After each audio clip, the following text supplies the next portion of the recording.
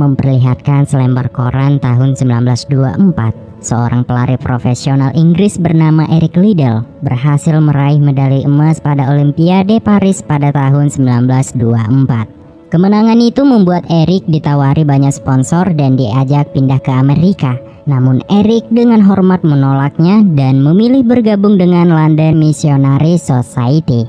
London Missionary Society yaitu sebuah lembaga agama yang bertujuan menyebarkan kebaikan di berbagai daerah pelosok. Kemudian Eric menikah dengan seorang perawat bernama Florence McKenzie dan melanjutkan pendidikannya hingga berhasil mendapatkan gelar profesor. Setelah menikah, Eric bersama istrinya pindah ke Cina dan menghabiskan hari-harinya dengan mengajar di beberapa sekolah. Eric dan keluarganya hidup bahagia di sana.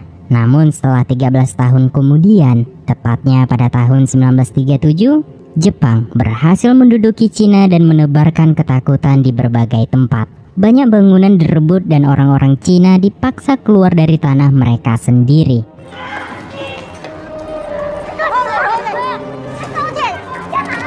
Kini akses jalan pun sudah ditutup dan dijaga ketat oleh tentara Jepang. Hal itu membuat Eric kesulitan ketika ingin pergi ke sekolah tempat ia mengajar. Untungnya, Eric punya supir bernama Sunio yang selalu setia menemani Eric dan membantu menyuap si penjaga agar Eric lolos dari penjagaan. Saat itu kebanyakan orang berdiam diri di dalam rumah. Namun bagi Eric, sebagai seorang guru, ia punya kewajiban penting, yaitu tetap memberi pelajaran kepada anak-anak walaupun tempat mengajarnya di daerah pelosok yang jauh dari rumahnya. Anak-anak didikan Eric pun sangat antusias belajar bersama Eric. Namun di pagi itu, Eric harus menyaksikan kengerian ketika sekelompok pesawat tempur Jepang melintas dan menjatuhkan beberapa bom hingga mengenai salah satu anak murid Eric yang baru saja datang dengan wajah semangatnya.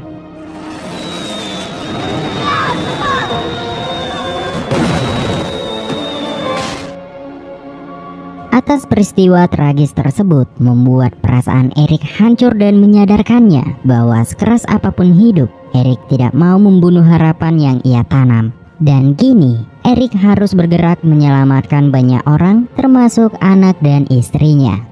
Kemudian Eric pun membuat permohonan kepada kedutaan Inggris untuk memulangkan Florence dan kedua anaknya. Sementara Eric sendiri akan tetap tinggal untuk membantu orang-orang Cina yang sedang dijajah Jepang. Malam harinya, Florence pun tak sengaja melihat 3 paspor yang dibuat Eric dan ia sangat sedih karena Eric tak ikut pulang bersamanya. Eric berusaha menjelaskan bahwa untuk saat ini ia ingin membantu orang sebanyak mungkin. Dan ia juga mengatakan akan menyusul Florence dan kedua anaknya setelah keadaan sudah membaik. Florence hanya sabar menerimanya karena ia tahu bahwa watak Eric memang seperti itu, suka menolong dan tak bisa membiarkan orang-orang kesusahan. Keesokan paginya, Florence dan kedua anaknya pun berangkat ke pelabuhan. Di pelabuhan ternyata sudah banyak sekali orang-orang yang ingin pergi dari Cina. Dalam perpisahan itu, Eric menitipkan anak-anak supaya dijaga dengan baik, termasuk juga kesehatan Florence yang saat ini sedang mengandung. Sebelum kapal berangkat, Florence pun memberikan sebuah kalung salib sebagai keberuntungan bagi Eric. Beberapa hari kemudian, setelah kepergian Florence, Jepang datang merebut dan merampas seluruh barang milik Eric. Untungnya masih ada Sunio yang masih setia menemaninya. Dan Sunio juga selalu menghibur Eric dikala ia sedang sedih karena teringat keluarganya. Kini mereka berdua hanya bisa pasrah dengan keadaan dan terpaksa pindah dan tinggal di sekolah bersama orang-orang yang bernasib sama dengan mereka. Walaupun tinggal di tempat yang seadanya, Eric masih berusaha menghibur para anak-anak dengan mengajak berlari setiap pagi mengelilingi sekolah. Dan siangnya, Eric menyempatkan waktunya untuk mengajari anak-anak muda yang tinggal di sana. Beberapa bulan kemudian, Eric mendapat surat dari Florence istrinya. Dalam surat itu terselip gambar dari kedua putri Eric dan foto anak ketiganya yang telah lahir. Melihat Eric terharu bahagia, seorang anak bernama Xiu sedih karena ia iri karena kedua orang tuanya sudah tiada.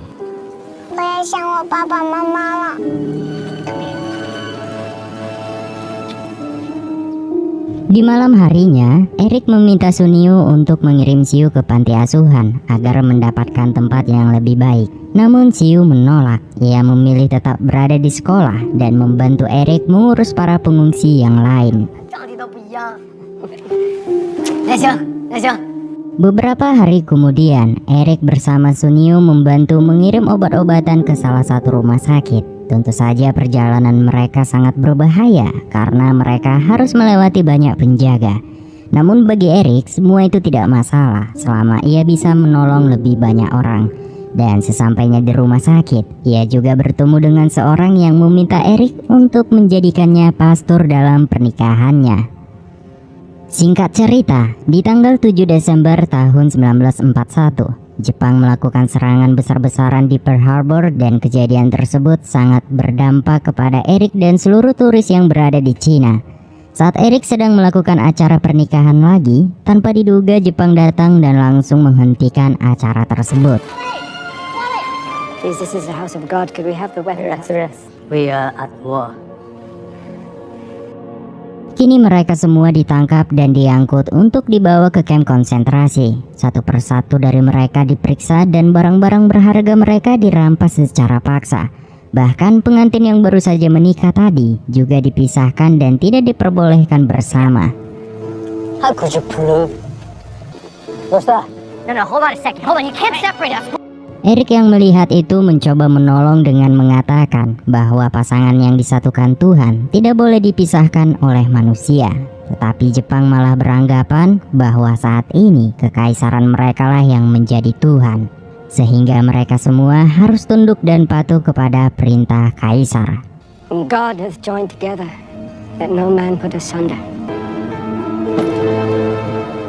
It's the God here. Kini mereka tinggal di sebuah barak yang kumuh. Tempat tinggal mereka hanya beralas jerami dan menggunakan bantal dengan barang seadanya.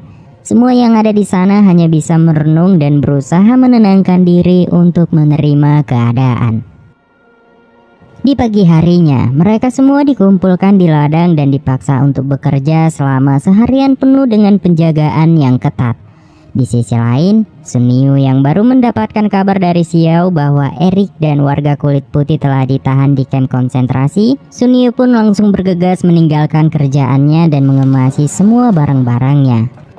Di malam harinya, mereka berdua menyusul dan menemukan kamp konsentrasi yang telah dipenuhi oleh warga kulit putih. Dan akhirnya, Sunio memutuskan untuk hidup dan bekerja di dekat kamp agar dapat mengawasi Eric dari balik pagar. Suatu hari, tentara Jepang mengenali Eric dari koran tentang kemenangannya di Olimpiade lari. Sehingga Eric kemudian dibawa keluar dari barak dan dihadapkan dengan seorang mayor bernama Kenji. Mayor Kenji ternyata ingin bertanding dengan cara adil. Eric pun menerima pertandingan itu setelah Mayor Kenji menawarkan tempat yang layak serta makanan yang cukup untuk Eric.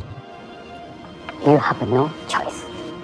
Dengan luang waktu yang cukup, Eric masih menyempatkan dirinya mengajari beberapa anak, dan makanan yang dijatahkan buat Eric, ia berikan kepada anak-anak itu. Beberapa hari kemudian, Xiao yang sudah lama tidak menemui Eric, ia berusaha masuk ke camp untuk menemui Eric. Tetapi Sunio langsung menahannya karena takut ketahuan oleh penjaga camp. Kemudian Sunio yang tahu bahwa makanan sangat susah didapatkan di dalam camp, ia pun menyempatkan diri untuk meletakkan beberapa makanan yang dibungkus dengan kain. Dan di malamnya, Eric pun mengambil makanan itu lalu membagikannya kepada seluruh tahanan secara sembunyi-sembunyi. Kini tibalah di hari pertandingan. Seluruh tentara Jepang dan penghuni camp berkumpul dan mereka memberi sorakan paling keras untuk masing-masing kubu, terutama dari para tahanan untuk Eric. Ketika pertandingan dimulai, Eric langsung memimpin jauh di depan. Namun sesaat sebelum garis finish, ia terjatuh dan akhirnya Mayor Kenji lah yang memenangkan pertandingan. Seorang tahanan bernama David protes. Ia merasa pertandingan tersebut tak adil karena kondisi stamina Eric jelas berbeda dengan Mayor Kenji. Akibat ulahnya itu, ia pun dipukuli karena Jepang merasa sudah memberikan waktu dan makanan yang layak untuk Eric. Saat itu juga Jepang menyalahkan Erik karena waktu yang diberikan kepada Erik digunakan untuk mengajari anak-anak belajar. Hal itu membuat Jepang marah dan memberi hukuman dengan cara dikurung di dalam bawah tanah tanpa diberi makan dan minum.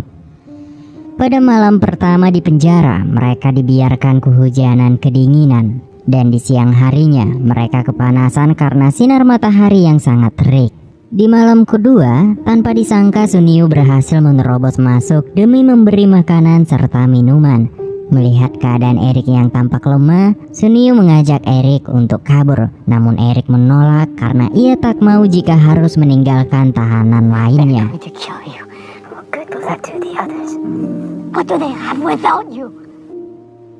Setelah 4 hari kemudian, mereka berdua dikeluarkan lalu ditaburi bubuk bedak dan disiram dengan air dingin.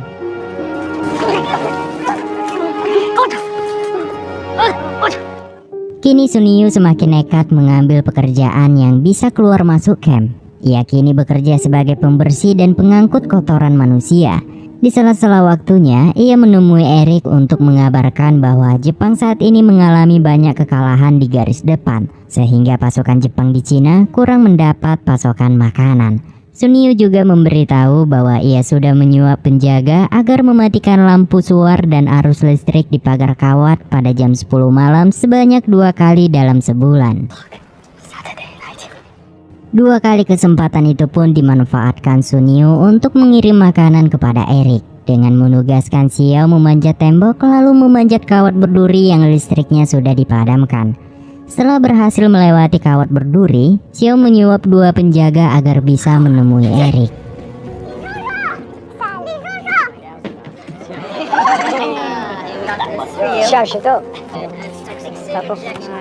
Would you like Daisy to teach you some English? Selang waktu berjalan, saat Erik mengajar anak-anak, tiba-tiba ia merasa pusing dan mimisan. Saking tak bisa menahan sakit di kepalanya, ia pun pamit dan pergi untuk beristirahat. Sementara itu, akibat kekurangan persediaan makanan, Jepang kini menjadi agresif dan sering menyiksa para tahanan. Salah satunya kepada David. Ia ketahuan sedang santai merokok sehingga ia dihajar habis-habisan lalu ditinggalkan begitu saja. Sunyu yang akan membersihkan tempat toilet, ia melihat David yang sudah berlumuran darah. Dengan penuh ketakutan, David meminta tolong dan memohon untuk membawanya pergi dari sana. Sunyu kemudian merundingkan kepada pemberontak Cina, dan ketika semuanya sudah siap, anak-anak di sekitar camp dikerahkan untuk menerbangkan layang-layang dan menjatuhkan di pagar listrik. Saat itulah Sunyu dan Xiu memasukkan David ke dalam tong kotoran manusia.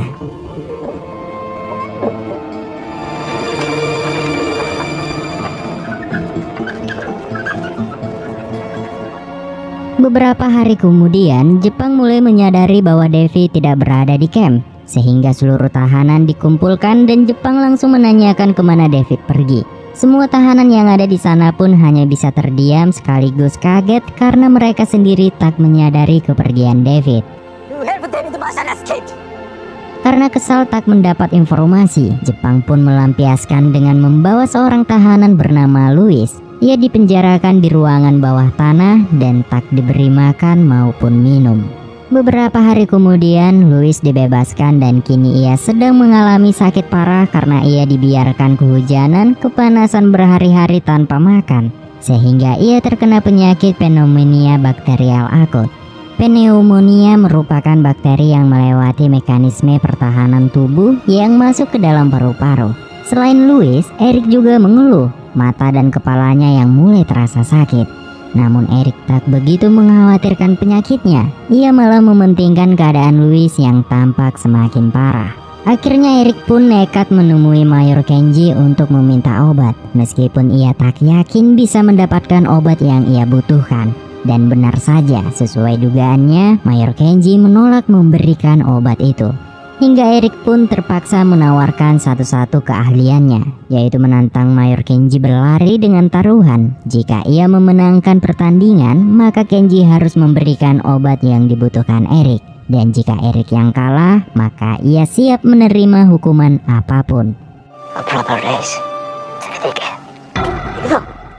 Setelah Mayor Kenji menerima tawaran itu, Eric benar-benar memanfaatkan waktunya dengan berlatih setiap hari walaupun di bawah suhu yang dingin. Ia juga melatih kekuatan fisiknya meski rasa sakit di mata dan kepalanya seringkali mengganggu waktu latihan.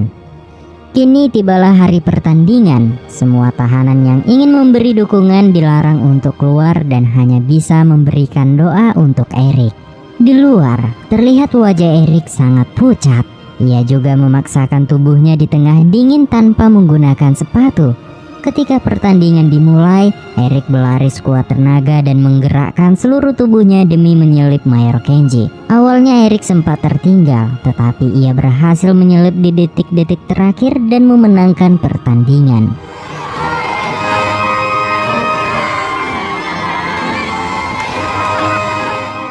Di malam harinya sebelum Mayor Kenji memberikan obat, Xiao melakukan seperti biasanya, bersiap menaiki tembok untuk menyeludupkan makanan. Namun tanpa diduga, bawahan Mayor Kenji bernama Yumoto datang ke pos dan menanyakan tentang lampu suar yang tidak dinyalakan. Si penjaga yang mulai gugup membuat Yumoto curiga dan mulai marah besar ketika dihalangi saat berusaha menyalakan lampu suar dan listrik kawat pagar. Seorang penjaga kemudian berlari ke barak Eric dan berteriak agar Xiao tidak menaiki pagar. Namun sangat disayangkan, saat Eric berusaha melarang Xiao, listrik berhasil dinyalakan oleh Yumoto. Melihat Xiao tergantung tewas di pagar itu, membuat Eric, Sunio, dan tahanan lainnya berteriak histeris. Selama ini para tahanan termasuk Eric dan Sunio sudah menganggap Xiao seperti adik mereka sendiri. Dan pada akhirnya atas kejadian ini, Louis terlambat mendapatkan obat dan akhirnya ia pun meninggal dunia. Atas kematian Louis membuat Eric merasa bersalah kepada istrinya Louis. Dan di malam harinya, atas kemenangan Eric mendapat surat kebebasan dari camp. Awalnya Eric sangat membutuhkan surat bebas itu supaya bisa memeriksa penyakitnya dan melakukan pengobatan. Namun Eric yang merasa bersalah atas kematian Louis, ia memutuskan untuk menebus rasa bersalahnya kepada Catherine, istrinya Louis, sehingga Eric pun memberi hak bebas kepada Catherine yang tengah mengandung anak Louis. Beberapa hari kemudian, setelah surat itu dikirim, Eric meninggal dunia karena penyakitnya yang semakin parah.